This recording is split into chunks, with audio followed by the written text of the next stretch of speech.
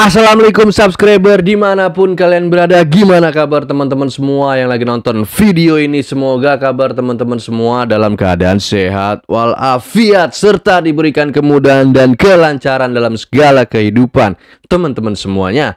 Amin ya robbal alamin. Sebelum teman-teman semua lanjut nonton video ini, boleh teman-teman yang ingin bantu support channel Demafem ini agar tembus 10.000 subscriber dan seterusnya, silakan teman-teman semua subscribe di bawah. Karena subscribe itu apa? Gratis teman-teman. Jangan lupa juga kasih like-nya, share juga ke teman-teman kalian. Dan setelah subscribe jangan lupa aktifkan lonceng notifikasinya agar teman-teman semua tidak ketinggalan video-video terupdate dari Demafem selanjutnya. Good job.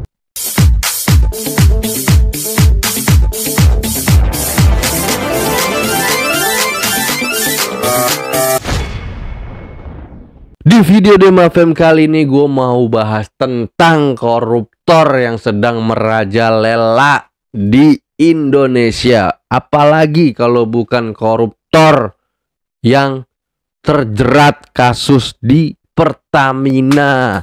Nah, yang bikin gue bingung ini tentang Kejaksaan Agung, guys. Kejaksaan Agung yang videonya viral. Ini dia videonya, guys. Korupsi Pertamina hampir 1.000 triliun, tapi Kejagung malah seperti jadi humasnya Erick Thohir. Awalnya ada peluang Erick diperiksa, tapi malah ketemuan diam sampai larut malam.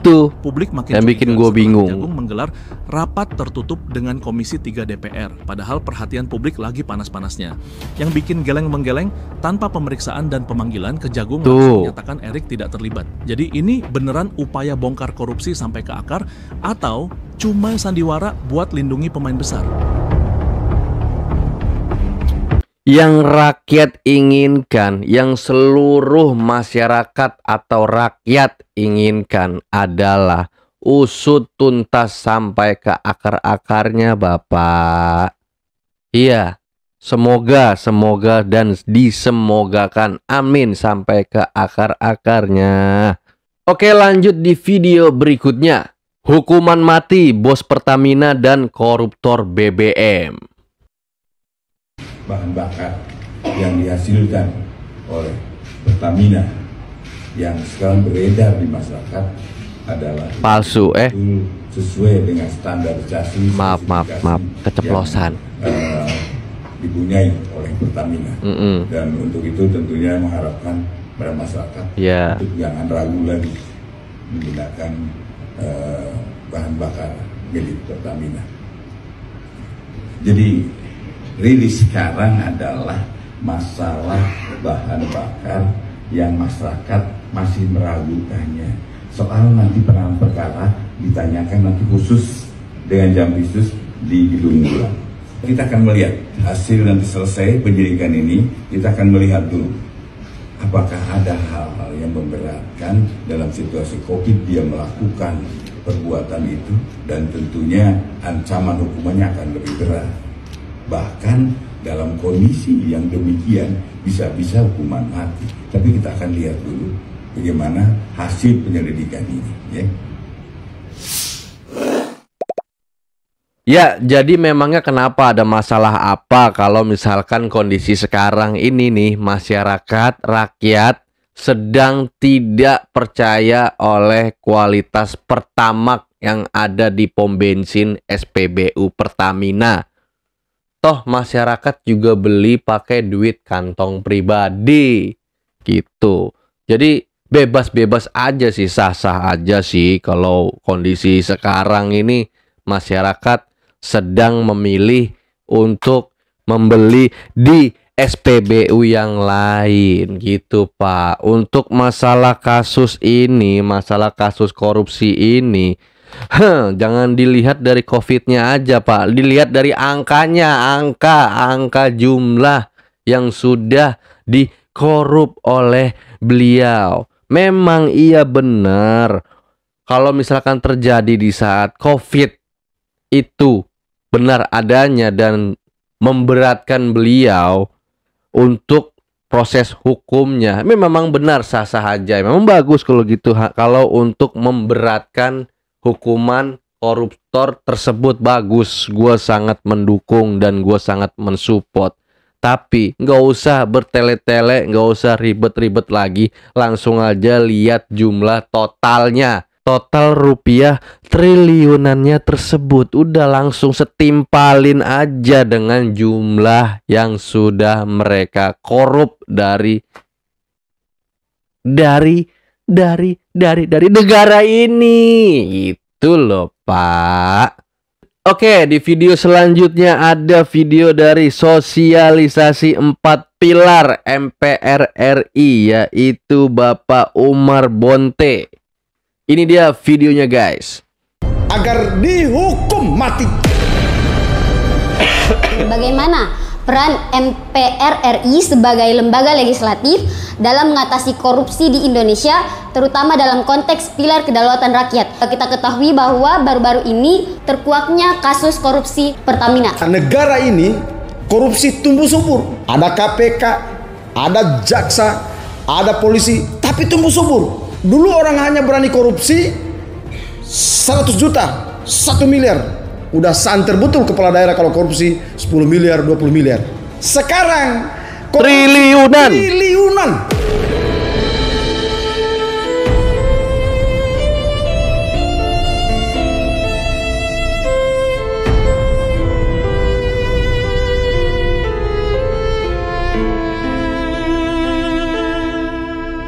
Berlomba-lomba menuju triliunan. Ada yang korupsi 100 triliun, ada yang korupsi 271 triliun. Sekarang ini korupsi Pertamina 950 triliun. Jadi hebat kan? Sesungguhnya berarti kita kaya. Tapi koruptor-koruptor ini memang masih menggerogoti kita. Tapi kalau ditangkap, coba lihat itu, benci sekali saya itu sama si yang ditangkap kemarin itu, Direktur Patraniaga itu. Mukanya ya, coba lihat mukanya itu. Melalui forum ini, saya meminta kepada Bapak Presiden untuk memantau penegakan hukum terhadap korupsi Patraniaga ini agar dihukum mati.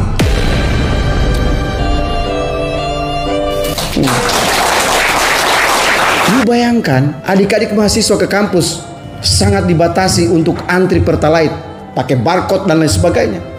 Tapi para pencuri-pencuri itu mengoplos Pertalite, dirubahnya menjadi Pertamax. Kemudian mereka makan uangnya dan keluarganya sendiri. Lalu kita hanya mendapatkan motor-motor yang mogok. Jadi kalau adik-adik mahasiswa segini motor-motornya udah batuk-batuk, berarti kamu korban dari direktur penjahat itu ya. Jadi sudah benar kalian sumpah serapah kalau perlu. Saya itu doakan mudah-mudahan orang itu cepat betul-betul divonis mati itu. Kurang ajar sekali. Coba lihat mukanya. Coba ingat-ingat itu di TikTok, di Facebook. Coba lihat, ingat-ingat mukanya. Tidak usah lihat mukanya sekarang. Ingat-ingat saja. Benci sekali saya rasa. Pakai kacamata, jenggotan lagi. Bikin malu. Saya juga yang berjenggot ini stres. Makanya saya kemarin itu sangat tegas. Malam ditangkap, siangnya kita panggil, DPD panggil. Dan satu yang saya hantam adalah itu. Jadi mohon izin Pak Dirut, ini sekedar kita berdiskusi.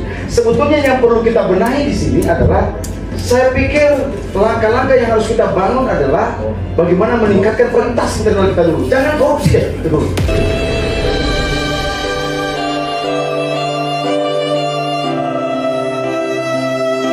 Selain hukuman mati, gua juga sangat setuju jika perampasan aset, guys. Perampasan aset. Jadi koruptor-koruptor yang tertangkap ini seharusnya selain dihukum mati, itu dimiskinkan sekeluarga lah.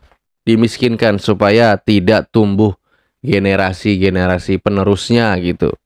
Buat teman-teman yang setuju juga silakan komentar di bawah. Setuju gitu, setuju.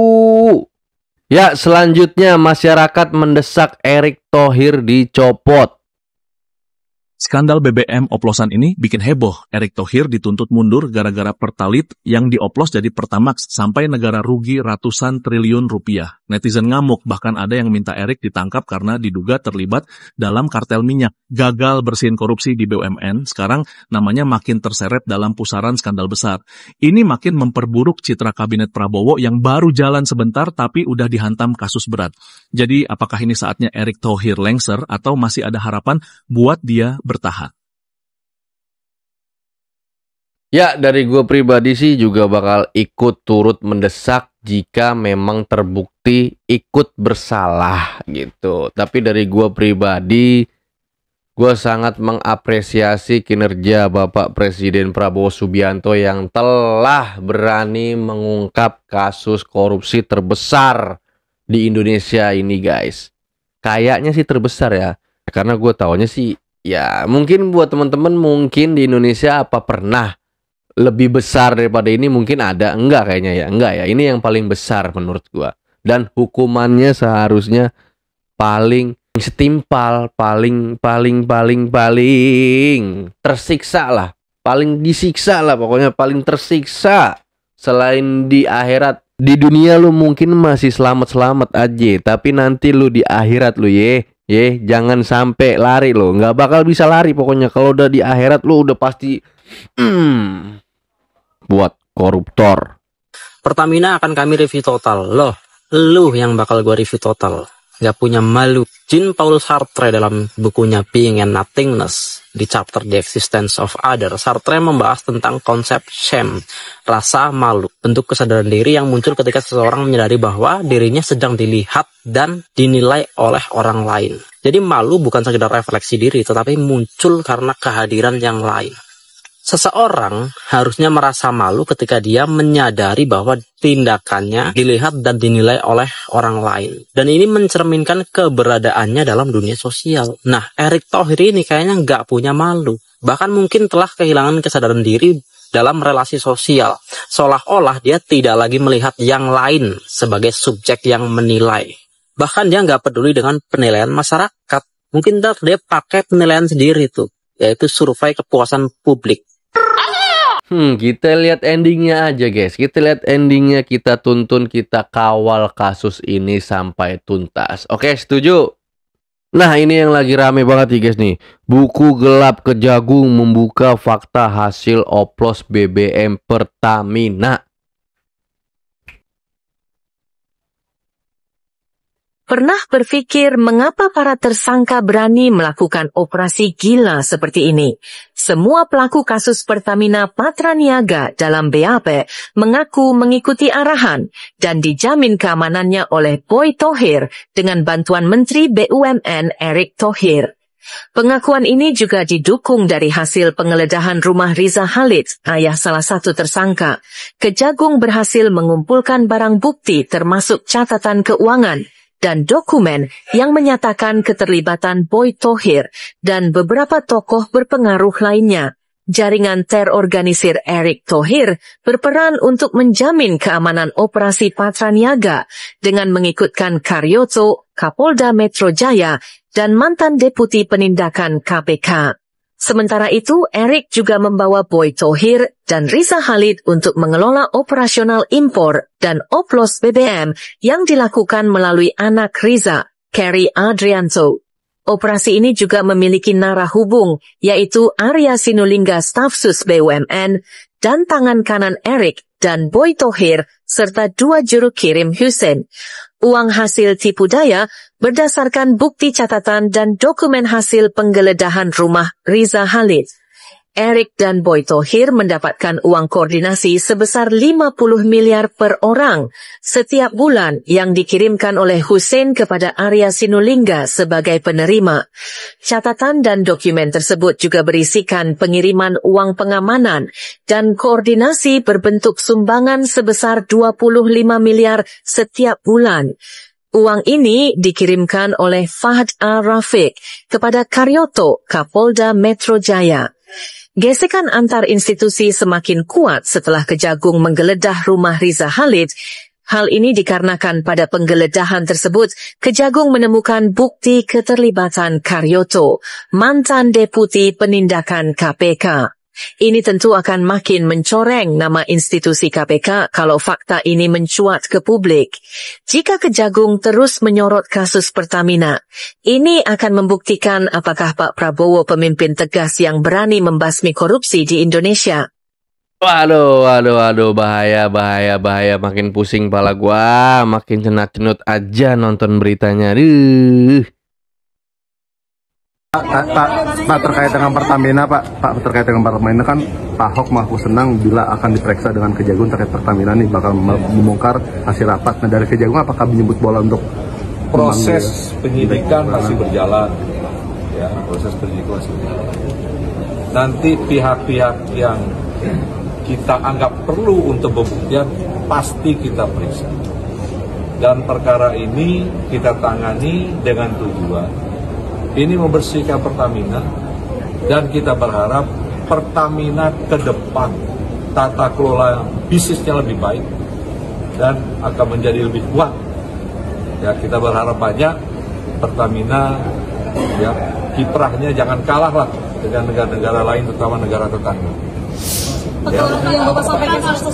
Ya, kalau sudah seperti ini mah Pak, kiprahnya Pertamina BUMN kita di mata masyarakat ya sedang tidak baik-baik saja.